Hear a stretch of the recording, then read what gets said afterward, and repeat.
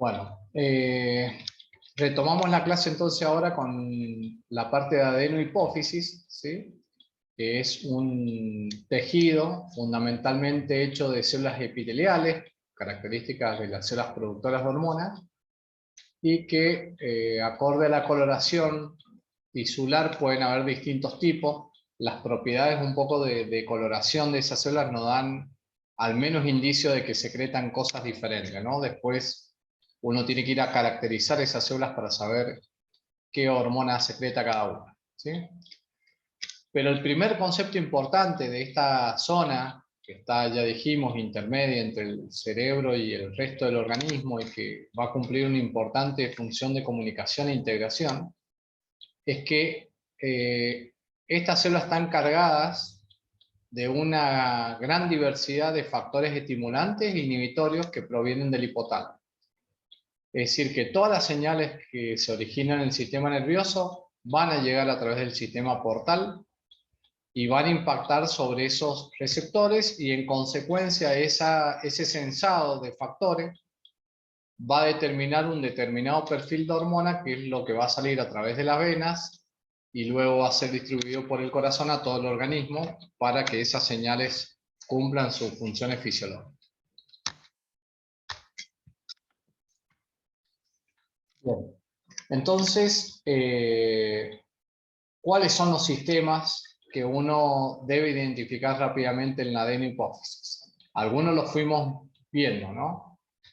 Por ejemplo, vimos el de prolactina, que es importante que lo pongan en el contexto adecuado. Fíjense, acá está en el contexto del embarazo y en el contexto de la producción de leche, ¿sí? En el caso de la glándula mamaria. Pero bueno, hay otros ejemplos que son importantes tener en cuenta, porque lo que ustedes tienen que abrir ahora la mente, digamos, a tratar de visualizar que hay otras funciones que podrían ser cumplidas por hormonas que uno las tiene fuertemente asociadas a ciertas funciones, pero que después en otros vertebrados pueden cumplir, por ejemplo, funciones de balance de agua, ¿sí? Funciones comportamentales, y etcétera, digamos. Es decir, con esto la invitación es: ustedes asocien la función primaria con algún grupo taxonómico para poder tener una base sobre la cual conversar, pero siempre tener abierta la mente a que una hormona no es otra cosa que una molécula señal, y en la medida que uno va avanzando el conocimiento pueden aparecer otras funciones. Por ejemplo, hay una función importante de prolactina que tiene que ver con el sistema inmune, y aparentemente regula la cantidad de los receptores que tienen esas células inmunes, y en definitiva es una comunicación entre el sistema endocrino y entre el sistema inmunológico, ¿no? Entonces, nuevamente, tener presente siempre que más allá de los contextos estándares que uno les trata de transmitir, que son los que van a encontrar en el libro, hay otras funciones presentes. La hormona del crecimiento, vimos ejemplos, ¿sí? Muy interesante porque sus efectos los lleva a cabo a través de la secreción de los factores de crecimiento que son parecidos a la insulina, por eso se llaman similinsulina, y que no tienen nada más que la función de estimular todos los tejidos durante el crecimiento y el desarrollo del organismo, ¿sí? Pero a su vez también en otros tejidos tienen funciones metabólicas, funciones que tienen que ver con los marcos temporales más cortos, ¿no? No como un crecimiento de un tejido y demás. O pueden haber tejidos más allá del hígado, como el hueso, que va a ser importante en su función también de crecimiento. También comentamos el eje inducido por LH y FSH, ¿no? Que bueno, acá está puesto con el ejemplo cada una, pero las dos hormonas, hormona luteinizante y hormona folículo estimulante, son importantes en el aparato reproductor femenino y en el aparato reproductor masculino. Fíjense que esta se llama hormona estimulante de los folículos, y de repente estamos hablando de su capacidad para estimular la producción de esperma en macho, ¿no? Mucho de eso también tiene que ver con este concepto que las hormonas van creciendo en mecanismos que se van describiendo y en interacciones, y a veces quedan con la firma o con la marca del que lo descubrió originalmente en un contexto conceptual diferente, ¿no? Por ejemplo, el de la estimulación de los folículos a nivel ovario.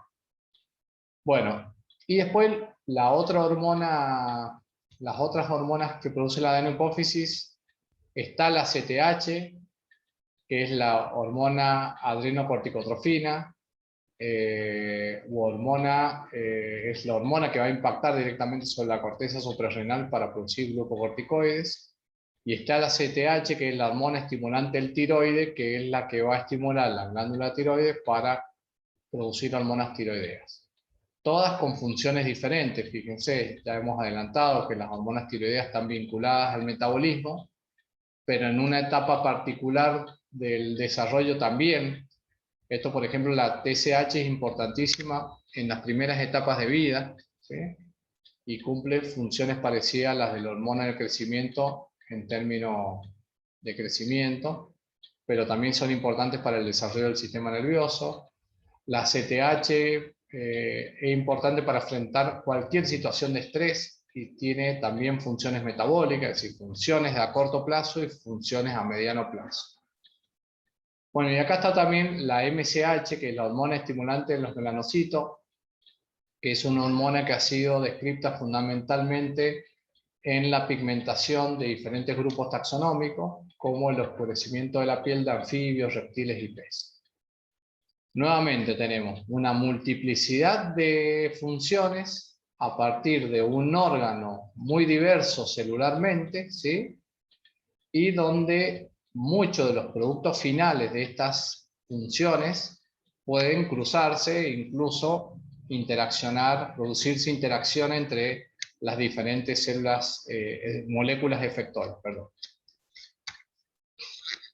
Bueno, entonces, ¿cómo es el control de esos sistemas? Yo creo que esto algo lo deben haber visto en algunas de las materias, pero básicamente podemos hacer una división en dos grandes grupos de control o de regulación de estos sistemas de secreciones hormonales a nivel de la adenohipófisis.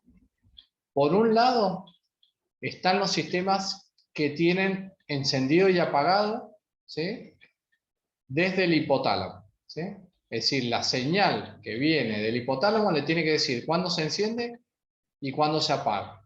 Y vimos, en el caso de prolactina, cómo el hipotálamo generalmente tiene apagada esta célula para que no produzca prolactina, y yo tengo que inhibir esa célula inhibitoria para que se produzca la descarga de prolactina. Recuerdo esto como ejemplo, ¿no? Entonces lo importante acá es saber que la adenohipófisis, esa célula que va a producir, por ejemplo, prolactina, tiene que tener receptores para moléculas estimulantes y para moléculas inhibitorias. De esa manera poder regular cuándo secreta y cuándo no esa hormona. Y después que hay una serie de otros ejes que tiene el sistema funciona en forma diferente, el sistema de encendido y apagado. Cuando lo encienden, ¿sí? Aparece un órgano intermedio, un órgano endocrino intermedio, que va a secretar otra hormona, y esa hormona va a cumplir dos funciones: la función biológica, propiamente dicha, y la función de retroalimentación de la adenohipófisis para apagar el sistema. Por eso estos sistemas funcionan por retroalimentación negativa. El otro día ustedes me preguntaban cómo funcionaba. Bueno, esto es una retroalimentación negativa. Cuando tengo dos estaciones de órganos endocrinos, donde la molécula inicial lleva un producto final del eje, y ese producto final me apaga el órgano inicial. Es como si fuese una cadena de biosíntesis, cuando estuvieran en química biológica, donde el producto final me apaga la respuesta inicial, ¿sí? ¿Se comprende esta parte? Sí. Bien. Sí, perfecto. Bueno, y acá están, simplemente a modo de que puedan comprender las siglas. Esto tiene que ver con el examen o con la forma en la que ustedes se expresan un poco, pero bueno,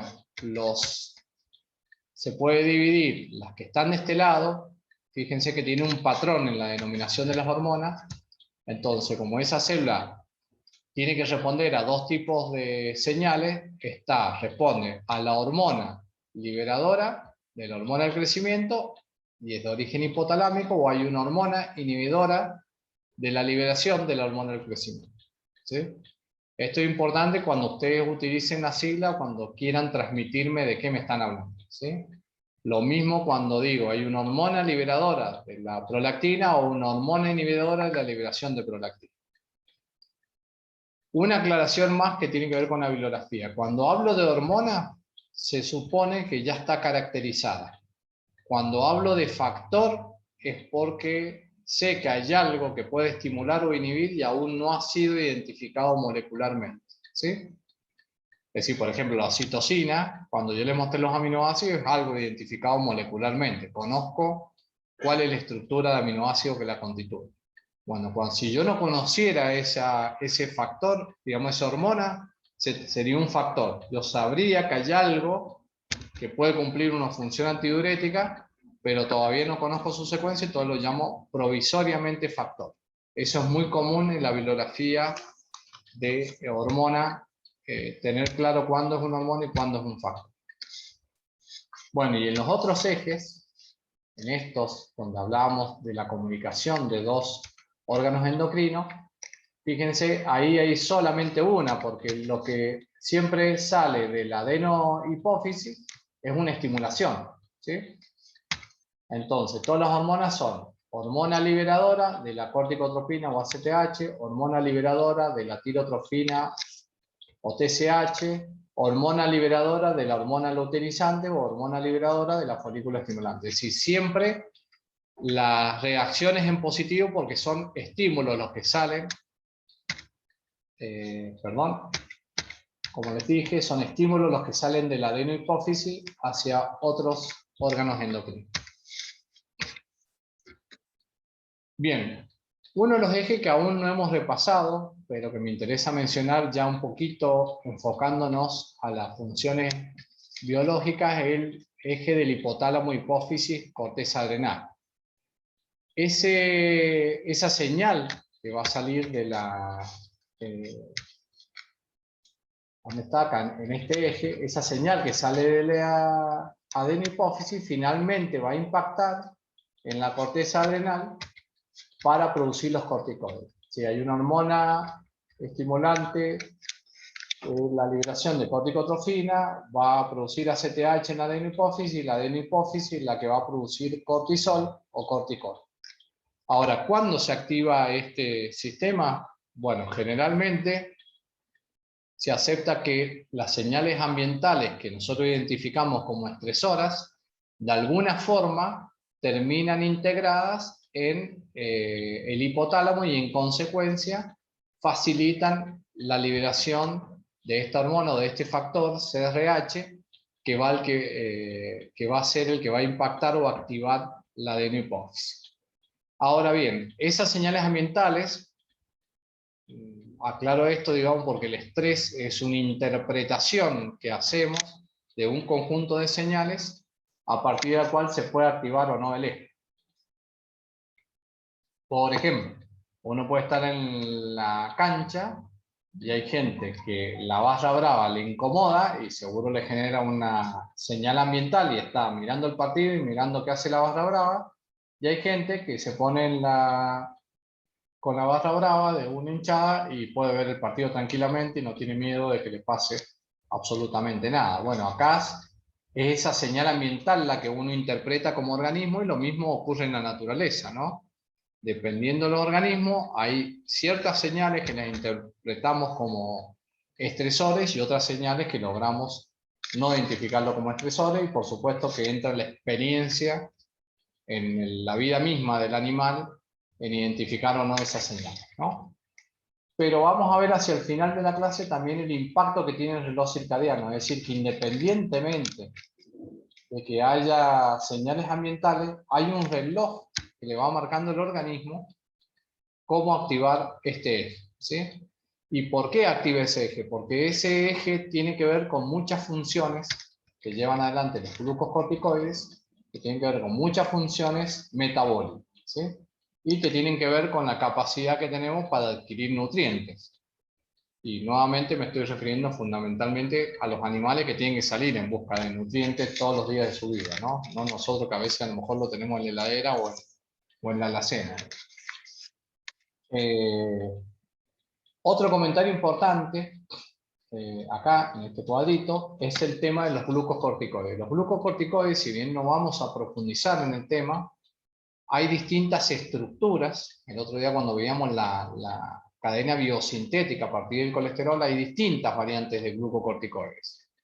Los tres más comunes son cortisol, corticosterona y cortisona, y lo que es importante aclarar es que hay un cambio de esa estructura en función del grupo taxonómico. Es decir, dependiendo del grupo de mamíferos que ustedes seleccionen, habrá algunos que puede dominar la cortisona, en otros la corticosterona y en otros cortisol.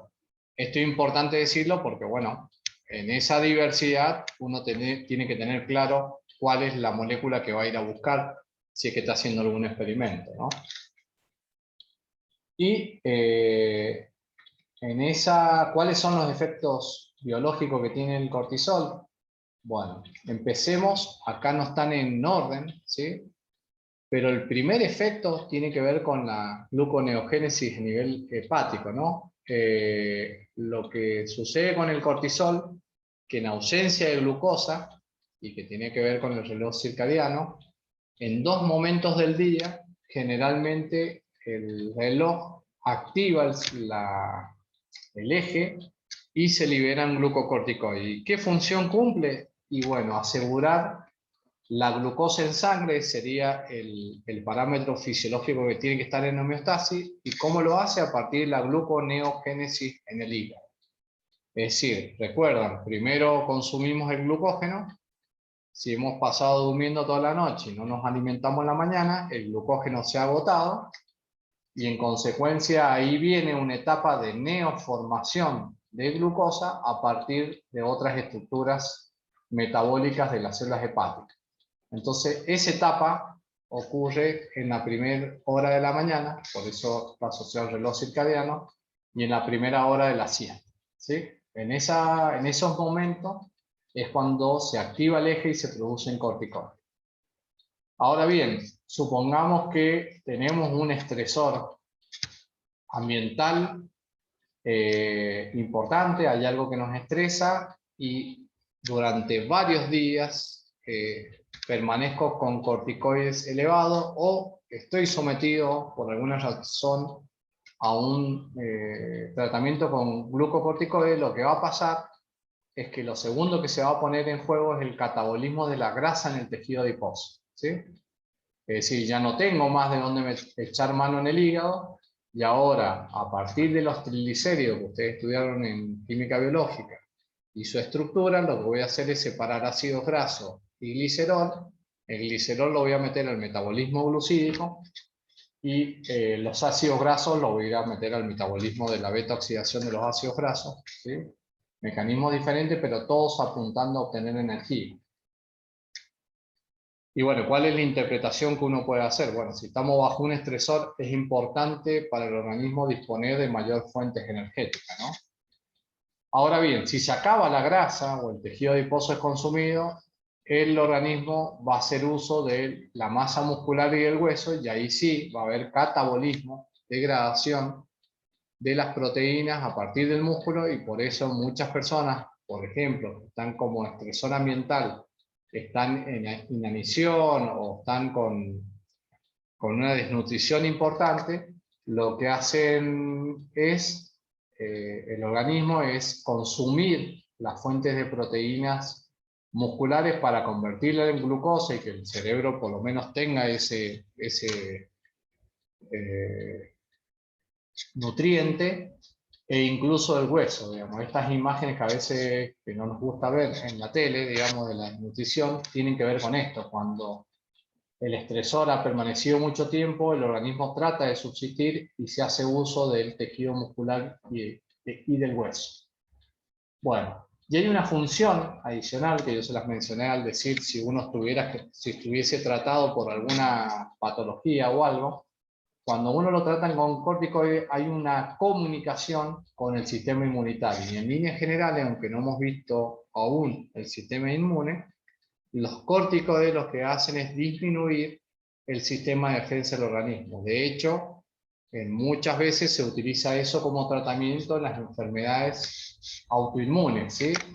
O en las enfermedades que van acompañadas con un trasplante. Cuando hay un trasplante, para disminuir el rechazo a ese injerto o a ese trasplante, se administran corticoides. Entonces, además de cumplir todas estas funciones, los corticoides lo que hacen es disminuir el sistema inmunitario, el interno, el que está en este momento rechazando el tejido, ¿sí?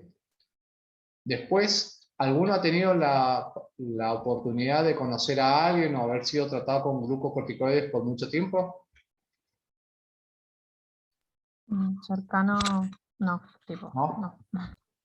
Bueno, si ustedes prestan atención, mucha gente que son tratados con corticoides, también pueden ser pacientes oncológicos, van a ver que los pacientes generalmente están hinchaditos, ¿sí? Que da la sensación de que son gorditos, pero no lo son en realidad. Tienen ese fenotipo porque han acumulado líquido en el organismo.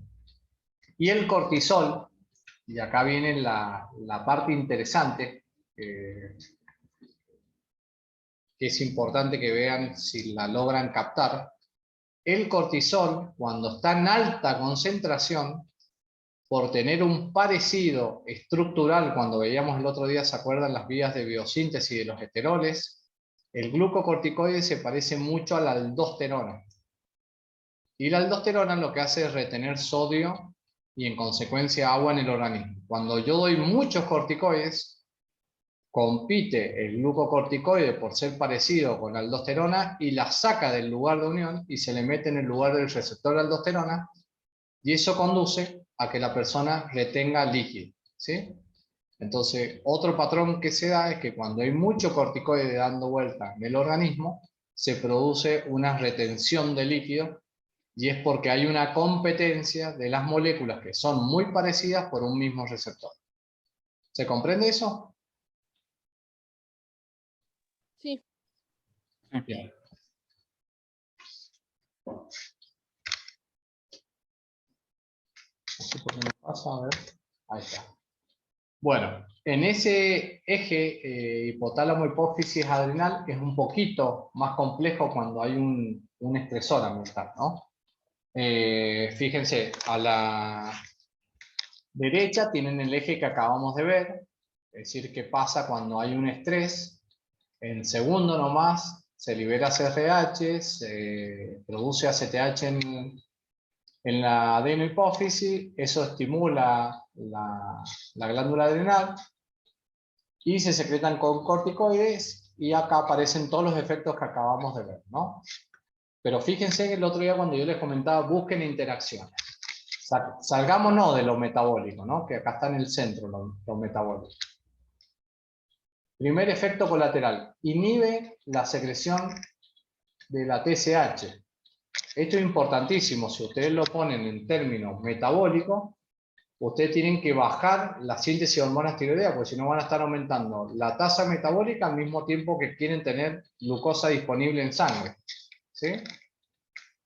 Entonces, tiene que disminuir la tasa metabólica, ¿sí? Entonces, ¿cómo logro eso? Hay una interacción de los glucocorticoides sobre otro eje, que es el del eje de tiroides. Entonces, ahí tiene una interacción cruzada de un eje con otro, una comunicación cruzada. También, fíjense, puede afectar el eje de las gonadotrofinas, los glucocorticoides. Es decir, que puede apagar el eje vinculado al sistema reproductivo. Si ustedes lo ponen en lógica, lógica fisiológica, digamos, en líneas generales, un animal que está estresado generalmente no se reproduce, ¿no? Y hay muchísimos ejemplos de la gente que se dedica a esto, digamos, genéticamente, para producir selecciones de animales y demás, donde un animal estresado no es capaz de reproducirse justamente por la interferencia que hay de los glucocorticoides sobre ese eje. Pero a su vez, en el estrés mismo, en lo que tiene que funcionar rápidamente, cambia un montón de parámetros en diferentes sistemas, un paquete importante de parámetros. Fíjense, puede aumentar la frecuencia cardíaca. Y acá aparece el fenómeno de potenciación, es decir, que frente a un estrés, la adrenalina que ustedes estudiaban, o noradrenalina del sistema simpático que veían con Fede, si en presencia de corticoides, la frecuencia cardíaca va a aumentar. Es decir, que en presencia de los glucocorticoides, ese latir por esa descarga simpática, ¿sí?, que tiene que ver con el estrés, va a hacer que aumente la frecuencia cardíaca. También va a aumentar la ventilación, es decir, la gente que se estresa en un estrés agudo, ¿no? Se habrán percatado que hiperventilan, es decir, que respiran muy rápido, y dependiendo la situación pueden ser más superficiales o no. Y lo otro que un patrón que también es aparente y que es fácil de darse cuenta, por eso cuando uno en un examen, como uno sabe si el alumno está estresado o no, o la situación la está interpretando como un estrés, es porque hay vasoconstricción de las regiones específicas de la piel. Entonces una persona hiperpálida está en un momento crítico, ¿no?, en un examen, y por eso ustedes se preguntarán cómo un profesor sabe que alguien está estresado y en qué momento le dice, bueno, ¿querés que paremos? ¿O querés descansar? ¿O querés ir al baño? Lo que sea, porque se da fácilmente cuenta por la palidez que tiene, ¿no? Además de que se podría dar cuenta de si está ventilando de más. Bueno, lo otro que sucede en un estrés es que no nos da ganas de comer. Cuando uno está estresado mucho tiempo o ha vivido un estrés grande, se disminuye la digestión. Bueno, el otro día me preguntaban la situación de, en realidad, la ansiedad, pero en línea general un estrés conduce a una disminución de la digestión y a una disminución del apetito, ¿no? Bueno, esto un poco para poner en contexto que la secreción de glucocorticoides no es simplemente la activación de este eje, sino que se comunica con otros ejes y se comunica con otros sistemas, ¿sí? Y asimismo, la CRH, quiero destacar otro rol que no es solamente una neurohormona controlando un eje, sino que puede actuar como un neurotransmisor dentro del sistema nervioso y puede activar el ramal simpático, es decir, puede hacer este circuito, además de activar esto, activar este circuito para que haya una descarga simpática frente a un estresor ambiental, ¿sí? Y asimismo, el sistema simpático puede, a través de la adrenalina, estimular el eje, es decir, se va complejizando, hay descripciones de estas interacciones y es importante que las tengan presentes. Bueno, fíjense al final acá, algo importante, que a lo mejor lo vieron con Fede, es que todo eso que va a pasar como un estrés, particularmente los que tienen sistema nervioso central bastante desarrollado, se generan memorias, a partir de los sucesos que generan una emoción o una reacción, ¿sí? Y van retroalimentando estos sistemas que tienen que ver con esas funciones justamente, de recordar situaciones que después uno pueda dar una respuesta semejante a la que permitió la supervivencia en ese momento. Bueno, otras hormonas que no son reguladas por el sistema hipotálamo hipoficiario, que es importante que ustedes las revisen, es el sistema renina, angiotensina, aldosterona, ¿sí? Y que este sistema está involucrado con el control hidrosalino en vertebrados, lo vamos a revisar de nuevo en renal, pero es importante que lo vayan revisando ahora. El péptido natriurético atrial lo vimos el otro día como las excepciones a los tejidos que son capaces de producir hormonas sin ser células epiteliales, ¿sí? También está en el control hidrosalino. Bueno, insulina y glucagón en el metabolismo de nutrientes no tiene un eje que lo controle. Estas hormonas funcionan o están reguladas fundamentalmente por los nutrientes que ingresan a circulación. Glucosa vimos y vimos aminoácidos. Y adrenalina y noradrenalinas que son producidas por la médula adrenal, y esta vía de la médula adrenal está vinculada fundamentalmente al sistema nervioso simpático, ¿no? Es decir, no tiene nuevamente un eje hormonal, sino que tiene un eje nervioso que está regulándolo y está vinculado al estrés. Bueno, creo que hasta acá me gustaría consultarles si hay alguna duda o consulta. No, profe. ¿no? Bueno, estos puntos son los que tienen que prestar atención cuando vayan al libro, ¿no?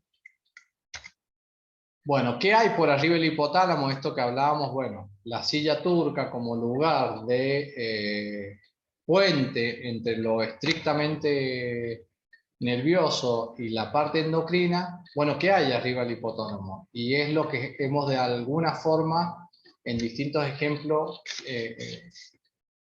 hemos ido comentando para tratar de ponerle algún énfasis. Bueno, están los factores emocionales. Todos en aquellos organismos, nosotros que somos emocionales, eso está puesto ahí, ¿sí? Es decir, hay señales que integramos y activamos todos estos ejes hipotálamo hipofisiario a través de señales al hipotálamo, ¿no? Que son los lugares donde se secretan esas hormonas liberadoras o inhibitorias de la adenohipófisis o las neurohormonas de la neurohipófisis. Las señales ambientales, ¿sí? Esto es fundamental en el reino animal, digamos. Ahí hay una interpretación a través de los diferentes receptores que van a impactar directamente el hipotálamo. El comportamiento que tenga cada especie, tanto para alimentarse, para reproducirse, para exponerse, si es diurno, nocturno, el fotoperiodo y su interacción con la temperatura, es decir, son homeotermos o no son homeotermos, son ectotermos, ¿sí?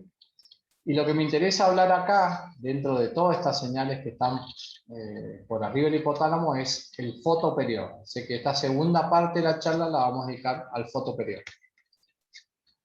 Y bueno, para introducirnos en los fotoperiodos, que ya nos va diciendo, es decir, que hay un periodo que tiene que ver con la luz, ¿sí? Hay que irse un pasito más atrás y definir lo que es un reloj biológico. Es decir, un reloj biológico nuevamente es un concepto, pero es un concepto que llega implícito a la definición siguiente, que es que hay un mecanismo fisiológico que le da de alguna forma al organismo la ventaja de saber qué está pasando con el tiempo.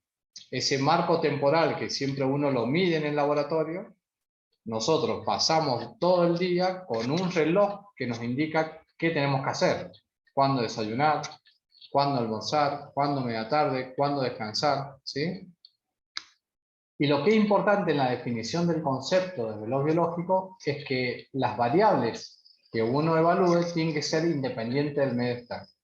Es decir, que independientemente de lo que pase afuera, el reloj biológico me tiene que indicar qué tiene que hacer cada uno de los sistemas del organismo, ¿sí? Entonces, bueno, acá hay un ejemplo, les voy a ir mostrando diferentes ejemplos de cómo puedo yo ir al laboratorio y darme cuenta de que hay una variable que está sometida a un ritmo endógeno y en consecuencia podría estar vinculada a un reloj biológico. Por ejemplo, esto es la temperatura. Ustedes miran, acá hay acá está el marco temporal, ¿no? Lo que está en negro es durante el periodo nocturno, lo que está en clarito, gris, es el periodo diurno, y ven la ciclicidad de la temperatura. Esto podría ser un mamífero, ¿no? De 36 grados sube a 37 durante el día, se mantiene. Bueno, acá tendríamos que ver los tiempos, ¿no? Mediodía, ¿sí? Luego vuelve a caer, tiende a disminuir de noche y vuelve a aumentar cuando se vuelve a salir de ese periodo. Bueno, lo mismo tienen para la hormona del crecimiento. Si ustedes miran las concentraciones de hormona de crecimiento en el tiempo, se van a encontrar que durante gran parte está baja, pero hay un pico durante la parte nocturna, que es normalmente la hormona de crecimiento se libera en momentos donde no estamos en actividad. Es decir, que el crecimiento, en definitiva, una afirmación voy a hacer, esto necesita de otros datos también, pero el crecimiento ocurre de noche, en general, en los mamíferos, ¿sí? Y en general en los que tienen actividad diurna. Quiere decir que la hormona se secreta en los momentos donde la actividad metabólica es baja y donde los tejidos pueden estar más dispuestos a hacer cambios metabólicos intrínsecos, ¿no? Y lo mismo, si lo ven en el tiempo, en cada ciclo ocurre lo mismo. Acá lo mismo para el cortisol plasmático. Hay un aumento, hay piquitos, ¿no? Este es un poquito más deforme, fíjense. que esto que está acá es lo mismo que aparece acá, pero básicamente lo que muestra que cuando salimos en la interfase noche-día es cuando hay un pico de cortisol, y ese pico de cortisol está asociado al incremento de glucosa en sangre o al disponer, que el organismo disponga de glucosa para empezar a realizar sus actividades, ¿no? Bueno, y esta un poco más cuadradita, sin tanto censo, digamos, sin tanto movimiento, tiene que ver con el potasio urinario, es decir, cómo se regula ese ion particular que mantiene una determinada concentración homeostática en sangre a lo largo del día, ¿no? Son ejemplos que si uno los mira en el transcurrir de los días, puede percibir un patrón. Ese es el primer punto. Es el primer punto que uno tiene que tener en cuenta cuando busca patrones en variables que podrían responder a relojes biológicos. Entonces, el primer punto es encontrar que esas variables tengan un ritmo endógeno y que ese ritmo ustedes lo puedan percibir al pasar los días. Bueno, ¿cómo mostramos entonces que ese ritmo endógeno es independiente del medio externo? Y acá viene un concepto importante que es lo que se conoce como factor fásico o Zeitgeber, que es una palabra que viene del alemán, que tiene que ver con qué señal, cuál es la señal que hace que nuestro organismo esté en fase, digamos, que nuestro organismo cumpla con ese ritmo endógeno.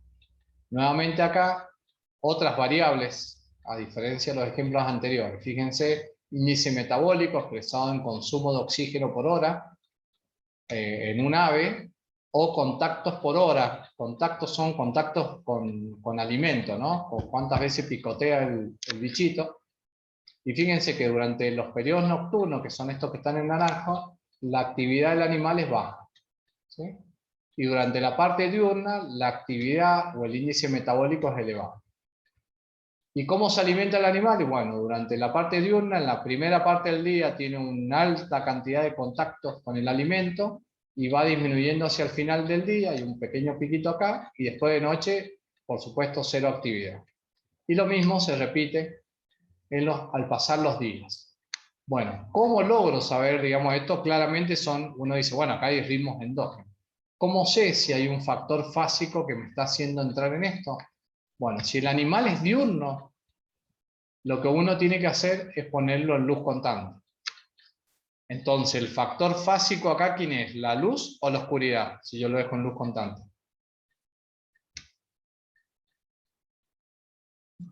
La oscuridad. ¿Cómo? No sé. Onda, yo pensé en la oscuridad porque dijimos que la luz iba a ser constante. Claro, si ustedes ponen un experimento con luz constante y lo primero que ven acá en el índice metabólico es que se va deformando esto, ¿sí? Fíjense, esto está, ustedes lo tienen que leer acá, está todo alineado, ¿no? Si usted lo va mirando en el tiempo, se va cambiando. Ven que es un poquito deforme la curva, y lo mismo en la alimentación. Si ustedes los ven, a un individuo que lo meten en luz constante, el primer circuito lo hace igual, pero el segundo ya se le deforma. Fíjense que se va corriendo. Se le va corriendo la alimentación incluso. Pero bueno, el factor que lo estaba haciendo al individuo entrar en fase, digamos, que el ritmo endógeno sigue funcionando, pero ahora está desfasado. Por eso se habla de un factor fásico, es la oscuridad, que es lo único que desapareció, ¿sí? Entonces, en los organismos diurnos, el factor fásico generalmente es la luz o la oscuridad. ¿Oscuridad? La oscuridad, ¿sí? Porque es lo que ustedes sacaron como variable. Acá le falta el experimento volvemos a lo que planteamos más temprano. Quizás el mismo animal expuesto a luz, a oscuridad constante, habría que ver qué hace, ¿sí? Sería esperable que si la oscuridad es el factor que me hace entrar en fase y yo ya tengo el ritmo endógeno, este ritmo endógeno no cambia, ¿sí? O no se desfase como ocurre acá. ¿Se comprende el concepto? Sí. Habría que esperar también en estos casos de experimentos que, por ejemplo, bueno, si metemos a un pajarito en luz constante, cuando lo volvamos a llevar a su hábitat natural pueda recuperar este ritmo. Claro, si vos vas a estar trabajando con el mismo animal, vos deberías estar con el ritmo del ambiente el que viene. Suponete que ahora vas y tiene, no sé, 10 horas de luz, ¿sí? Y 14 de oscuridad. Vos lo llevas al laboratorio, si lo bajan en luz constante, bueno, le das 24 horas de luz constante. Después lo deberías volver, si vas a hacer sobre el mismo animal, a un periodo de 10 horas de luz, 14 de oscuridad, ¿sí?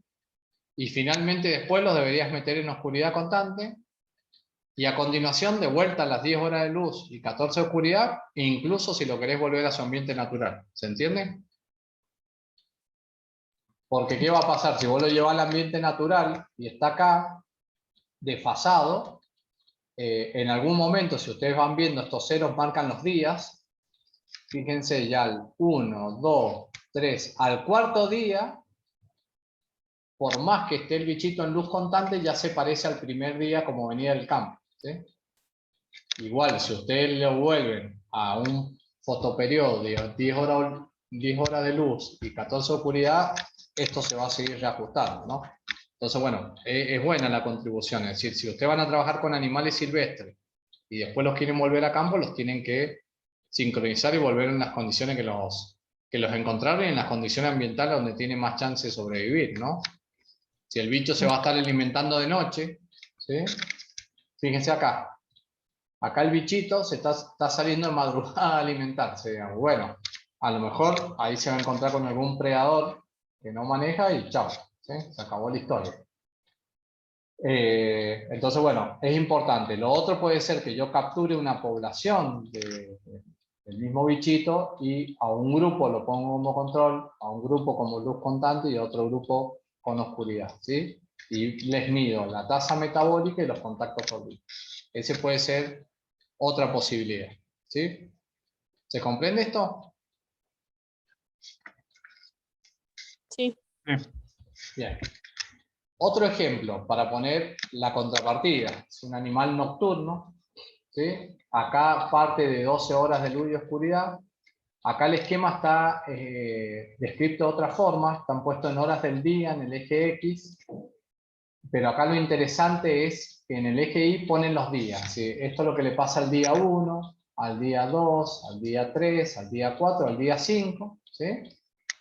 Entonces ustedes ven en esta ardillita, que tiene de hábitos nocturnos, que en general su ciclo de actividad, digamos que acá lo que miden es el movimiento del animal, está dado de noche, ¿sí? Con algunas intervenciones.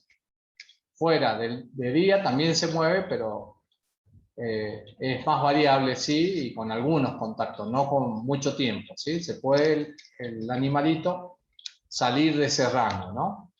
Pero ¿qué pasa cuando uno, como sea un animal nocturno, lo mete en oscuridad constante, ¿sí? Entonces acá el factor fásico es la luz, ¿no? Que es lo que ustedes están sacando en juego. Fíjense lo que le va pasando al día 2, al día 3. Los movimientos intensos se van desplazando hacia la derecha, ¿sí? Pero a su vez, si prestan atención las barritas, acá son más continuas y acá se empiezan a quebrar, ¿sí? Es como que, además de moverse hacia la derecha, tiene intervenciones más cortas, ¿sí? Y más cortadas. Y después, hacia el día 15, fíjense, el individuo está totalmente fragmentado y tiene muchos movimientos a lo largo del día. Y después del día 15 hasta el día 25 ya se descontroló, ¿sí? Está totalmente desfasado y el animal está activo todo el día. Entonces, si bien se conserva esto que está más negro, digamos, desfasado, tiene un ritmo endógeno, que es lo que muestran estas líneas más continuas, ¿sí? Que se desfasó, ¿por qué? Porque saqué la luz y lo puse al animal digamos, en oscuridad constante, y además se ve reflejado por movimientos del individuo en esa oscuridad por fuera de los periodos que normalmente se movían. Digamos. Por ejemplo, acá y acá en esto, de 8 a 12, el animal no reflejaba movimiento. Acá de 8 a 12, ya a partir del día 15, que yo le cambié, le saqué la luz, el bichito se sigue moviendo. Bueno, nuevamente, acá lo que estoy mostrando es que hay un ritmo endógeno, ¿sí? Que el animal tiene actividad fundamentalmente comportamental de noche, pero cuando yo saco el factor fásico, luz, y lo dejo en oscuridad constante, el animal conserva ese ritmo endógeno, ¿sí? Fíjense, si ustedes trataran de medir esto en tiempo, esto ocupa más o menos, de acá a acá son 4 horas, unas 6 horas, ¿sí? Es un cuadrito y medio, y si ustedes lo ven, más o menos va conservando un cuadrito y medio en la mayor actividad, pero se va desfasando porque han sacado el factor ambiental que lo pone en fase. Esto lo que trata de poner en énfasis es que el reloj endógeno que tenemos como organismo dentro del sistema nervioso es regulado por señales ambientales. Bueno, finalmente, ¿qué estructura es la que está por fuera del hipotálamo en el sistema nervioso que actúa de reloj endógeno, ¿sí? Y la que está marcando todas esas actividades metabólicas y hormonales que cumplan un ciclo? Y bueno, esto ya ha sido estudiado e identificado, es el núcleo supraquiasmático, es el reloj biológico que tienen los mamíferos, y es esta estructura que está ubicada acá, ¿sí? Cerca del quiasma óptico. Y estos son experimentos donde haya abolición o de alguna forma se produce una lesión del núcleo supraquiasmático, y fíjense, acá de nuevo, en un esquema de días y de número de horas, este es un circuito, un perfil de reloj endógeno, y en este momento se destruye el núcleo supraquiasmático al día 25 y fíjense lo que pasa. Directamente ese periodo continuo de actividad que antes lo veíamos por esta intensidad de cuadritos negros, se pierde, y se pierde completamente la posibilidad de tener un reloj endógeno.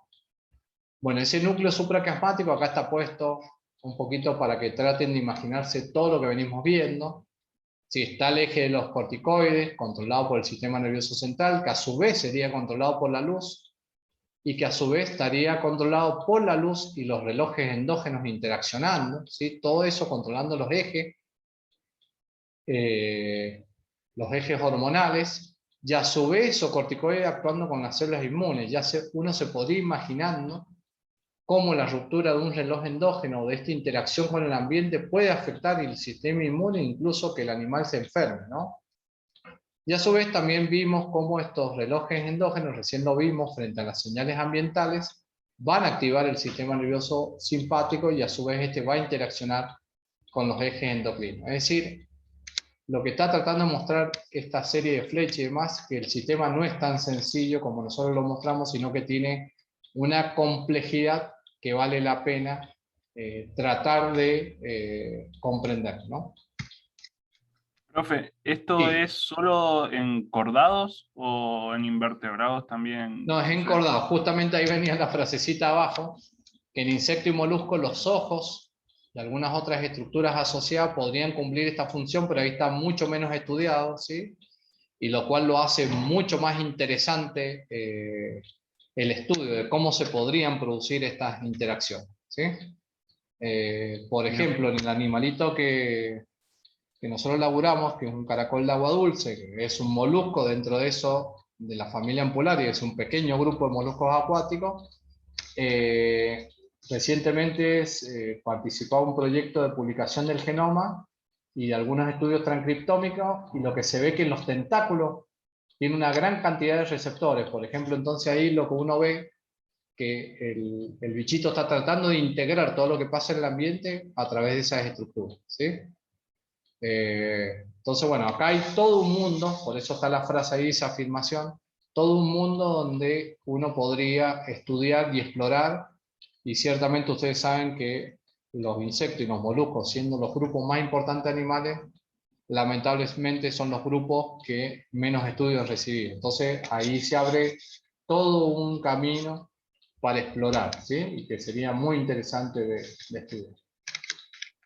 Profe, Sí. cuando hablamos de esta ruptura del núcleo supraquiasmático, se Sí. puede recuperar, ¿verdad? No, si vos haces una ablación o una ablaciones sería sacarlo o extirparlo, o una ruptura con un láser, automáticamente no se recupera. Por eso es así entre comillas, reloj biológico que tiene el vertebrado, ¿no? Si vos destruís eso, ya no hay forma de recomponerlo. Vos, por ejemplo, podés, no sé, Ahora no, porque ustedes se han quedado sin boliche, ¿no? Pero supongamos que ustedes salen a bailar y continuamente tienen semanas ajetreadas de boliche. Ustedes ahí lo que están perdiendo es el factor fásico, ¿sí? O sea que Sí. lo que estarían haciendo, o hagámoslo más sencillo, una persona que labura de noche, lo que ha perdido es el factor fásico, ¿sí? Sí. Entonces, va a perder un montón de de las regulaciones de los ejes. Por ejemplo, esas personas generalmente están asociadas con problemas reproductivos, porque acuérdense que el eje de los glucocorticoides influye sobre el eje reproductivo. Y esa persona, mientras tenga bien el núcleo supraquiasmático, lo va a poder recuperar. ¿Cuándo? Cuando entre en fase, ¿sí? Cuando vuelva a recuperar sus ciclos de fotoperiodo, el núcleo supraquiasmático, mandando sus señales, va a volver a alinear y va a volver a entrar en fase. Lo que tiene esa persona que no está durmiendo anoche, tiene esto de intenso, pero desfasado, a ver si, como esto, tiene como la ardillita, Claro. ¿sí? O como veíamos recién del pájaro, va a tener los relojes endógenos, pero los va a tener fuera de tiempo. ¿Qué significa tenerlo fuera de tiempo? Bueno, si yo estoy teniendo el pico de glucocorticoide en un momento que me estoy levantando, y bueno, no te sirve para nada desde la supervivencia, digamos. Y si ese glucocorticoide está vinculado al eje reproductivo, bueno, a lo mejor cuando vos te quieras reproducir está inhibido ese eje y no hay la cantidad de células de gonias disponibles para el evento de fertilización. ¿Se comprende que esto es complejo? Sí, sí. Es tan complejo que, fíjense, les voy a dar una cuestión clave que las obras sociales ahora usan. Las obras sociales se han dado cuenta que es más fácil pagarle a una pareja 15 días en un hotel, en cualquier parte donde te lo pidan, para que puedan ser padres, que pagar los procesos de fertilización que son mucho más caros. ¿Por qué? Porque lo que está en juego es la hipótesis de todo esto que estamos aprendiendo. Si yo saco el estresor, puede funcionar bien, puedo hacer una buena interpretación ambiental, pueden funcionar bien mis relojes biológicos, controlo el eje de respuesta a los estresores ambientales, me funciona el eje reproductivo, ¿se entiende? Es tan sencillo como eso el impacto que tiene, digamos. Es una aplicación de lo que estamos comprendiendo de lo fisiológico, ¿no? ¿Se comprendió?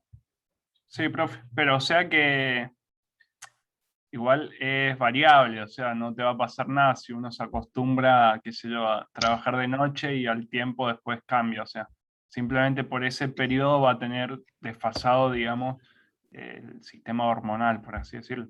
Claro. Pero Tenés que después pensar vuelve. que, bueno, no es tan sencillo, porque a vos de noche te pasan cosas que de día no te pasan y viceversa, ¿no? Sí, sí. ¿Se entiende? Es decir, no es solo el trabajo. Si vos trabajás, qué sé yo, les voy a dar un ejemplo de un caso que conozco. Tuve oportunidad de conocerlo un chico que laburaba acá en la facu. El chico laburaba de noche, ¿sí?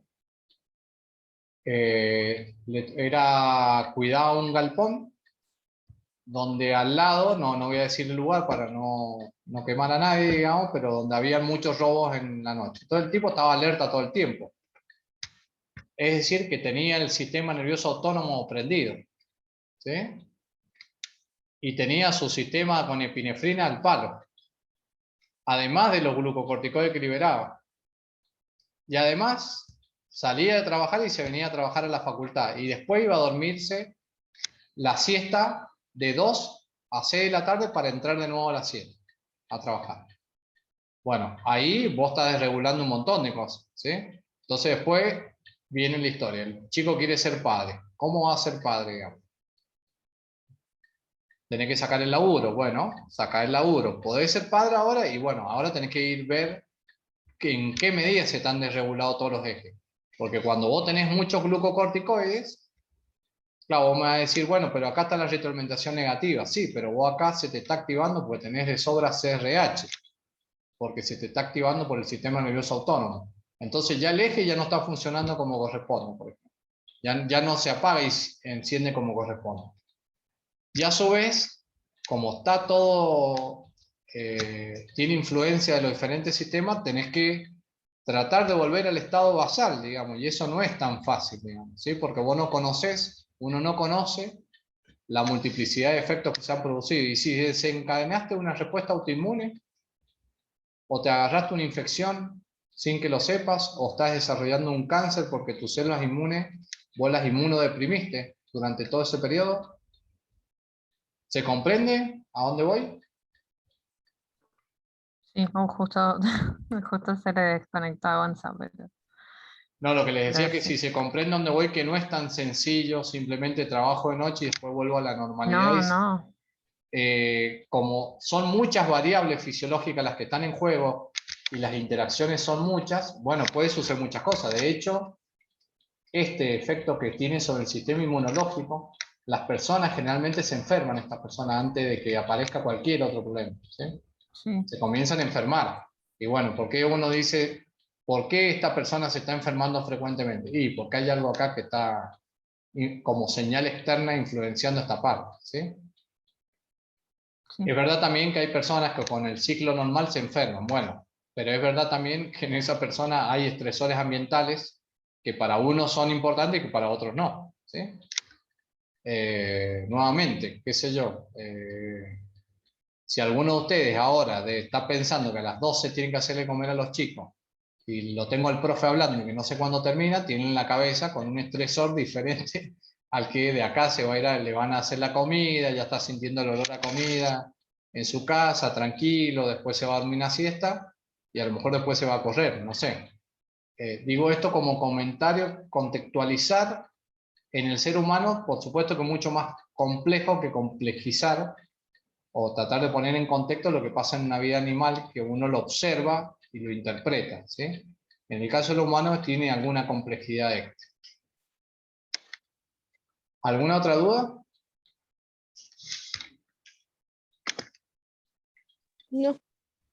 Bueno, ahí lo tenemos al Fede, que seguro que les va a hacer algún comentario. Ya termino, Fede.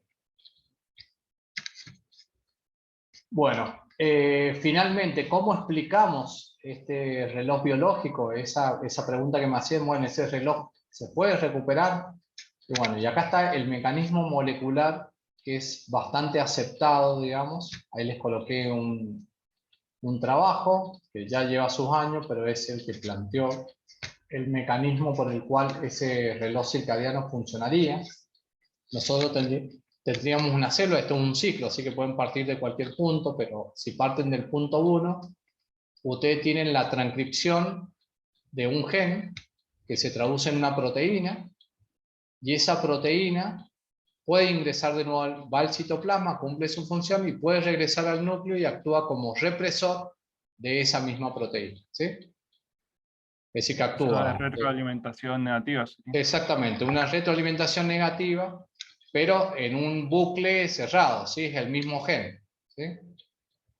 Y que esa influencia, nuevamente, cuando se inhibe, esta proteína que estaba en el citoplasma, como tiene una vida media, se empieza a degradar y nuevamente cuando cae se vuelve a activar.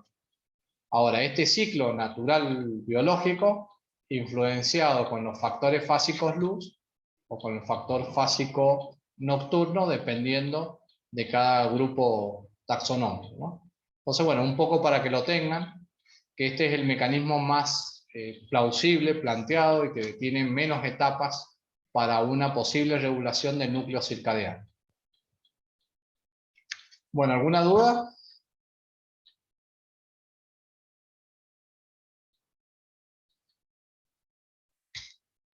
No, profe. Bueno, esta sería la última y no sé, le doy la palabra a Fede. Fede, no sé si vos querías charlar mientras de algo del sistema nervioso, de los temas previos. Hola chicos, ¿cómo les va? Hola, Fede, ¿bien vos? Bien. Muy bien. Chicos, les iba a hacer una pregunta. ¿Les quedan dudas sobre los trabajos prácticos o sobre las teóricas del sistema nervioso? Sí, del trabajo de Metaneuron. Sí, De Amy había metaneuron. comentado eso, Fede, ¿no? No sé si vos querés, Amy, plantear la duda que tenías. Ella me planteaba, Dale. creo, algo sobre cómo ¿Cómo saber, digamos, si el ejercicio está bien orientado, digamos, en términos de los cálculos y demás? Calculo que iba por ahí, si te entendí bien. Sí, es justo de unos ejercicios puntuales con el cálculo de tau y la constante de la longitud. Claro, Em, Ahí lo había puesto en el Moodle, pero bueno, o sea, es sobre ese punto que teníamos que primero encontrar el tau extrapolando. sí, Entonces, bueno, apliqué todos los factores que habían que aplicar, eh, medí el potencial máximo de membrana, o sea, viéndolo ahí en la gráfica, apenas terminaba de cesar el impulso, que era en el tiempo de 3 milisegundos, bien. y me daba, creo que menos 55,49 milivoltios. Ese sería el máximo. Entonces, para encontrar el tau, lo que yo hice fue sacar el 63% de ese número, que me dio aproximadamente menos 34 milivoltios. Pero, o Pero sea, todo pará, eso, sí, dale, ¿por ahí viene el qué, problema. por qué en voltios? ¿Te tiene que dar o en distancia o en tiempo? Sí, Dependiendo de lo sí. que estés calculando. Claro, lo que yo hice fue como, el concepto que yo tengo es que el tau es el tiempo en el que se alcanza el 63% del máximo potencial. Ajá, Entonces, yo calculé el 63% del máximo potencial que me dio, por ejemplo, menos 34 milivolts. Entonces yo quería buscar en la gráfica en qué tiempo alcanzaba ese potencial, pero no lo alcanza nunca, no pasa por menos 34. mm, pero, a ver, espera, porque a lo mejor tenés que tener cuidado con los números negativos ahí. Sí, Acordate que el cero, en realidad lo de menos y más es una cuestión de conveniencia, porque vos ahí lo que estás poniendo de cero no es, digamos, toda la diferencia de potencial, no sé si me explico. La diferencia de la caída de potencial la tenés que tomar desde el potencial de membrana, no desde el cero. No sé si me explico. Capaz que ahí está el problema. creo que sí, pero hice eso. A ver, no sé si querés que ponga el metaneuron. Si el ISRA ya terminó y lo podemos ver, dale, como Yo quieras. lo que sí, Fe, no sé si vos querés, necesito pagar para que se guarde la clase y no sea un archivo gigante del Zoom. Ah, bien, bien, bien, Y bien. si querés generar un link y mandarle uno a los chicos ahora y yo voy grabando esta charla para que la tengan, ¿ah? Sí, sí, sí, sí, así no queda grabado otro tema distinto al que están ocupando ahora la teórica.